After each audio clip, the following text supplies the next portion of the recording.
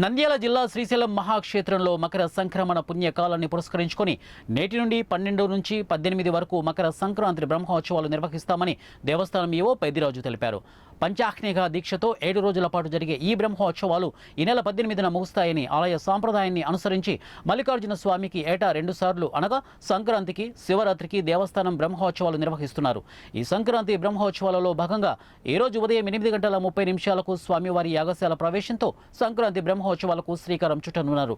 అదే రోజు సాయంత్రం 5 గంటలకు అంకురార్పణ, అగ్ని ప్రతిష్టాపన, 7 గంటలకు ధ్వజారోహణ, సకల దేవతలను బ్రహ్మోత్సవాలకు ఆహ్వానం పలుకుతూ ధ్వజపటం ఆవిష్కరిస్తామని అధికారులు తెలిపారు. బ్రహ్మోత్సవాల భాగంగానే శ్రీ స్వామి అమ్మవార్లకు ప్రతిరోజు విశేష పూజలు నిర్వహించనున్నారు. బ్రహ్మోత్సవాలు ప్రారంభమైన 2వ రోజు నుంచి అనగా ఈ నెల 13 నుండి శ్రీ స్వామి అమ్మవార్లకు ప్రతిరోజు సాయంత్రం విశేష పూజలు, వాహన సేవలు నిర్వహిస్తామని, ఈ నెల 15వ తేదీ మకర సంక్రాంతిని పురస్కరించుకొని శ్రీ స్వామి అమ్మవారికి బ్రహ్మోత్సవ కళ్యాణం, అలాగే మకర సంక్రాంతి బ్రహ్మోత్సవాల భాగంగా చిన్నపిల్లలకు భోగి పనులు, మహిళలకు ముగ్గుల పోటీలు నిర్వహిస్తున్నట్లు ఈవో పెద్దిరాజు తెలిపారు.